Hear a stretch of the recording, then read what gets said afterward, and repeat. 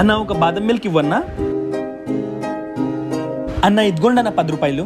రేయ్, నువ్వు తాగింది బాదం మిల్క్ 30 రూపాయలు. 10 రూపాయలు ఇస్తున్నావేంట్రా? అన్నా నా దగ్గర 10 రూపాయలే ఉన్నాయన్నా.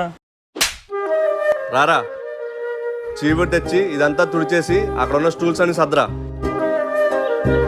అన్నా జ్యూస్ ఇవ్వు. కూర్చోండి అన్న, పంపిస్తాను. రేయ్, సార్కి ఎవరా? అన్న పనంతా అయిపోయింది, వెళ్ళొచ్చా?